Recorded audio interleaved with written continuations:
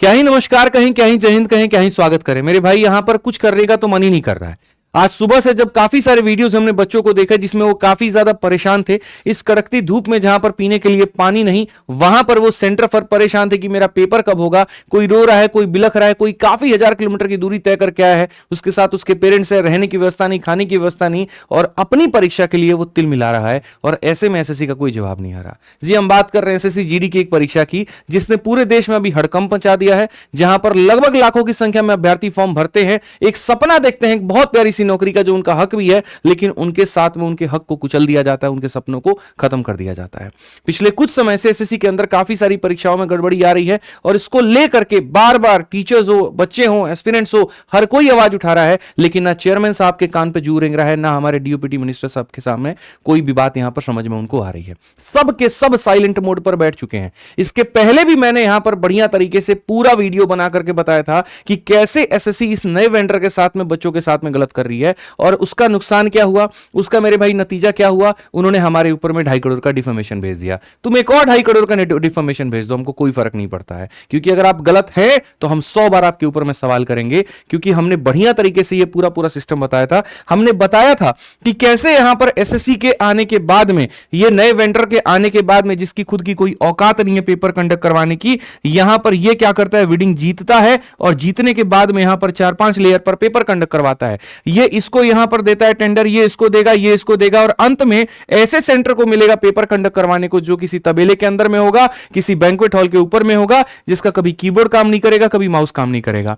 इसको 800 रुपए मिलेंगे तो आते आते यहां पर इसको 100 रुपए मिलेंगे, और जब 100 रुपए मिलेंगे तो उसमें ये पेपर कंडक्ट करवा ही नहीं सकता, सिक्योरिटी के लिए लोगों को रख ही नहीं सकता, मशीनें वहां पे रख ही नहीं सकता है जो इसकी जांच कर पाए। और यही होगा कि 300 बच्चों के जगह पर 600 बच्चों को बुला करके वहां जो है खड़ा किया जाएगा कि भैया तुम्हारा पेपर कंडक्ट होगा, लेकिन वो होगा नहीं। और मैंने पहले भी ये बात कहा था कि जब सबसे निचले वाले स्तर को पैसा नहीं मिलेगा पेपर कंडक्ट करने के लिए, तो वहां पर वो सेटिंग करेगा, और मैं आपको इसके नतीजे, इसका प्रूफ आपको सामने देता हूं। तब भी ये बात मैंने कही थी कि एडिक्विटी के अंदर इतनी क्षमता नहीं है कि वो पेपर कंडक्ट करवा पाए। आज भी ये बात मैं कह रहा हूं, उस समय मुद्दा सीजीएल का था, आज मुद्दा जीडी का है।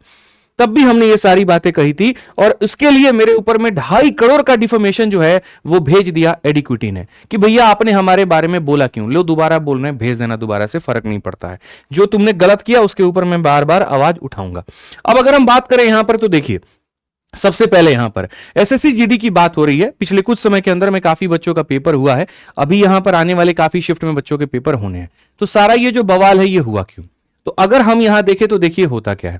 पिछले कुछ समय के अंदर में जब पेपर हुआ तो सबसे बड़ा मुद्दा जो उठ करके आया वो प्रयागराज का आया। यहां पर लगभग 300 बच्चों का पेपर था, लेकिन उसके जगह पर 600 बच्चों को बुला लिया गया। अब ये कैसे हो गया, मतलब आप समझिए, जिस सेंटर पर 300 लोगों की सीट है, एडमिट कार्ड 300 लोगों का जारी होना है, लेकिन 600 लोगों के हो जाते हैं। और जब वहां पर बच्चे जाते हैं तो कहा जाता है जी पहले वाले लोग 300 आ जाओ, बाकी वाले रुक जाओ, हम तुम्हारा नहीं जानते। ये तैयारी करने वाले बच्चे कौन है, 10वीं पास हैं। यहां पर क्या इनके पास इतना पैसा है कि 2 बार 3 बार ये किसी शहर के चक्कर लगा सकते हैं? स्लीपर क्लास में भी टिकट करने के इनके पास पैसे नहीं होते हैं। जनरल पर जमीन पर के सो करके जाते हैं, अनरिजर्व्ड जाते हैं, स्टेशन पर सोते हैं। गर्मी में इनकी हालत खराब होती है, पीने के लिए नल का पानी तक भरते हैं, 20 रुपए की बोतल तक खरीदने के लिए वहां पर ये सोचते हैं। और ऐसे बच्चे को आप सेंटर पर जाने के बाद आप ये कहेंगे कि आप दोबारा से आइए या आपका पेपर का हमें नहीं पता है, तो उस बच्चे का क्या होगा?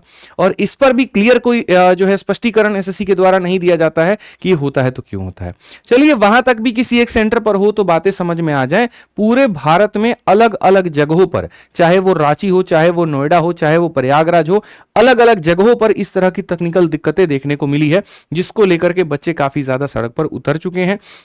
और यहां पर तोड़फोड़ भी उन्होंने की है अलग अलग सेंटर्स पे। मैं आपको यहां पर उनके वीडियोस दिखाता हूं, ठीक है, जो इस समय ट्विटर पे चल रहा है। बच्चों ने सबसे पहले जो एक लीगल तरीका होता है, जो एक सही तरीका होता है, पुलिस को बुला करके उनको जानकारी भी दी, लेकिन सेंटर वालों के द्वारा की गई बदतमीजी के कारण बच्चे भी अपना आपा खो बैठे। हालांकि मैं इस चीज का बहुत बड़ा समर्थक नहीं हूं, लेकिन मैं फिर भी ये बात कह दूं, ये मिनिस्टर साहब को भी समझना चाहिए कि ये सीजीएल वाले बच्चे नहीं है जिनको आपने नोटिस में ये करके कह दिया जी हम तो सारा का सारा सही करा दिए, कहीं कोई दिक्कत ही नहीं है। क्या 1% भी आपको ये बात समझ में नहीं आ रहा है कि पहले सीजीएल में प्रॉब्लम हुआ, सीएचएसएल में प्रॉब्लम हुआ, स्टेनो में प्रॉब्लम हुआ, अब जीडी में प्रॉब्लम है? कब तक छापते रहेंगे उन वेंडरों को जो ये बार बार गलती कर रहे हैं?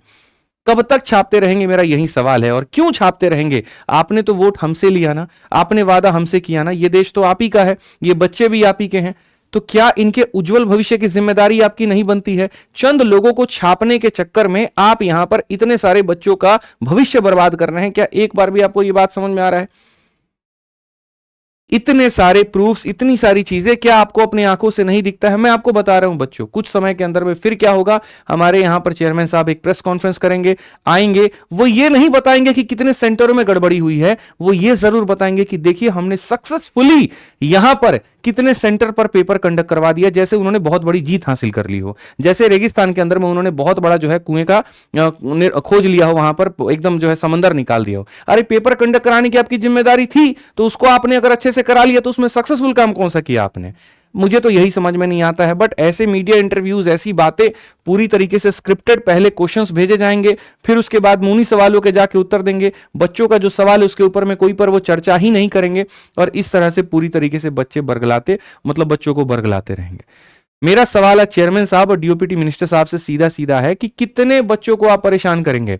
ये जो इतना सारा मीडिया हमारे सामने ये जो लिखा गया है, यहां पर 4-4 लाख रुपए के अंदर में मैं आपको दिखाता हूं कि कैसे 4-4 लाख रुपए के अंदर में सीटें बिक रही हैं, कैसे यहां पर धांधली हो रहा है। एक बच्चा करे तो करे क्या? सामान्य वर्ग से ऊपर आने के लिए उसने मेहनत का रास्ता चुना, एक परीक्षा का रास्ता चुना, जिसके लिए कड़ी मेहनत की, 12-12, 14-14 घंटे उसने पढ़ाई की कि जाएंगे इसके अंदर में नौकरी लेंगे, उसके बाद में यहां पर हम इस देश का कल्याण करेंगे। ये कौन बच्चा है? वही ना जो आपकी सुरक्षा के लिए बंदूक उठाता है। ये वही बच्चा है यहां पर जो कभी अपने हेयर स्टाइल का ध्यान नहीं रखता। ये वही बच्चा है जिसको जंगल में, झाड़ी में, कहीं पर भी भेज दो तो वहां से जाकर के आपकी सरहद की हिफाजत करेगा। पूरे भारत में जितनी पारामिलिट्री फोर्सेज है उनमें कांस्टेबल लेवल की तैनाती किससे होती है? जीडी से होती है। और आप इनकी सुरक्षा के लिए क्या कर रहे हैं? इनके सपनों को सीधा सीधा कुचल रहे हैं। ऐसे केस में अगर गड़बड़ी तरीके से पेपर अलग अलग सेंटर पर होगा तो जो सही उम्मीदवार होगा क्या वो सेलेक्ट होकर के सिस्टम में जा पाएगा? नहीं जा पाएगा। आज जिन बच्चों का पेपर बाकी है, जब यहां पर बाकी बच्चों के तोड़फोड़ के वीडियोस को देख रहे हैं तो क्या वो बढ़िया तरीके से सेटल्ड हैं अपने लाइफ में, माइंड के अंदर में? क्या वो बढ़िया से पेपर दे पाएंगे? नहीं दे पाएंगे। वो भी डिस्टर्ब होंगे, उनका भी मन विचलित होगा, उनका पेपर खराब होगा। तो ऐसा करने से कहीं ना कहीं जो सही उम्मीदवार है वो बैठ रहा है। और इसका आपने देखा भी है कि एसएससी में पहले जहां 20-20, 25-25 लाख बच्चे पेपर देने जा रहे थे, अब सीधा वहां पर जो है उसके आधे बच्चे देने जा रहे हैं पेपर, 10-10, 12 लाख बच्चे पेपर देने जा रहे हैं। एक अविश्वास सा होता जा रहा है एसएससी के ऊपर में, और ये बहुत ही बड़ा चिंता का विषय है। मैं बार बार ये बात कह रहा हूं, मेरे पास तो काफी रिपोर्ट तब भी थे, मैंने दिखाया भी था, लेकिन फिर उसके बाद में किसी ने बहुत ज्यादा माना नहीं। आज भी काफी सारी चीजें हैं, बट ठीक है, अगर चेयरमैन साहब को लगता है कि वो सही है तो बहुत बढ़िया बात है। 50 लाख रुपए नगद, 10 मोबाइल फोन, 5 लैपटॉप, 1 राउटर, अभ्यर्थी और फलाना फलाना करके ऐसे पूरा पूरा सिस्टम सेट है। एसटीएफ और कितनी सारी एजेंसियां जिसमें लगी हुई है खोजने में। बट क्या होगा फिर कुछ समय के अंदर में यहां पर जाकर के चीजें ये 4-4 लाख रुपए वाली जो है फिर दब जाएंगी। 2 दिन का हल्ला होगा, फिर भारत में कोई नया ट्रेंड आएगा, फिर नया ट्रेंड आएगा, फिर लोगों का ध्यान उसके ऊपर चला जाएगा। क्योंकि ना सबको अब ये पता चल गया कि कोई भी मुद्दा मैक्स टू मैक्स इंटरनेट पे 3 दिन रहने वाला है। अभी कॉकरोच जनता पार्टी आई, भागी और फिर गायब, फिर जीडी आया, फिर भागा, फिर गायब। और ये बड़ा बढ़िया तरीके से हमारी सिस्टम समझती है, इस बात का फायदा उठाती है, और वो साइलेंस को सबसे बड़ा जो है वहां पर वो वेपन की तरह यूज करती है। चुप रहो, अपने आप सब सही हो जाएगा, या फिर मुद्दा भटका दो। मेरा ये कहना है कि ऐसे करने से क्या होगा? आप साइलेंस कर लेंगे हर जगह पर, आप चुप रह लेंगे हर जगह पर, लेकिन क्या ये समाधान है? क्या ये अंतिम समाधान है? मैंने पहले भी कहा था कि नीट पेपर लीक अगर होता है और उसके बाद गलत लोग सिस्टम में चुन करके डॉक्टर बनते हैं, तो क्या पता किसी दिन आप ही इलाज करने गए किसी और नस की जगह किसी और में अगर आपको सुई दे दिया तो आप ही नहीं रहेंगे। तो इसका तो कहीं ना कहीं पीड़ित कोई भी हो सकता है, कोई भी व्यक्ति हो सकता है। आज उसी तरह से अगर जीडी में है तो क्या पता कोई ऐसा व्यक्ति वहां चला जाए जो सही तरीके से सुरक्षा ही ना कर पाए, एक सही उम्मीदवार ना हो। तो ये बहुत एक बड़ा अपने आप में चिंता का विषय है, और इसके ऊपर में मैं बच्चों आप लोगों से ये बात कहूंगा कि आप आवाज उठाइए। आप यहां पर कोई शारीरिक प्रदर्शन ना करें, कहीं तोड़ फोड़ ना करें, कुछ ऐसा ना करें, लेकिन शुरुआत में आप ये जरूर करें। और हम सभी को अभी से लेकर के जब तक जीडी का पेपर चल रहा है, देखो फिर से मैंने कहा, कोई चीज अगर एक दिन की लहर बनेगी 3 दिन में शांत हो जाएगी, लेकिन अगर उसको तुमने सत्याग्रह की तरह चला दिया, रोज के रोज तुम चलाते रहे, सोशल मीडिया के अलग अलग भटकाओं में ना भटके, तो तुम्हारा मुद्दा कभी मरेगा नहीं, तुम्हारा मुद्दा और जो है सारी चीजें जिंदा रहेंगी। ठीक है, एक दिन का छाम छूम मत करना हमारे यहाँ की, बस एक दिन का कहानी है, बारात है, बस उसके बाद शाम को विदाई हो गई, कहानी खत्म। ऐसा करोगे तुमको न्याय कभी नहीं मिलने वाला है। ठीक है, शांतिपूर्ण तरीके से, शांतिपूर्ण वे में अपना ट्विटर पर रोज वहां पर अपनी आवाज उठाओ, बढ़िया तरीके से अपनी आवाज उठाओ। पहले यहां पर इस पे कैंपेन करो। अलग अलग टीचर्स ने अलग अलग हैशटैग दिया है, किसी ने एसएससी जीडी स्कैम दिया है, किसी ने एसएससी जीडी जस्टिस दिया है, किसी से एसएससी जीडी री एग्जाम दिया है। मैं ये बात कहता हूं कि आप यहां पर जो भी आपको उचित लगे, सुबह में आप हैशटैग जो देखें नंबर 1 पे चलते हुए आप उसको और रीट्वीट करना शुरू करें।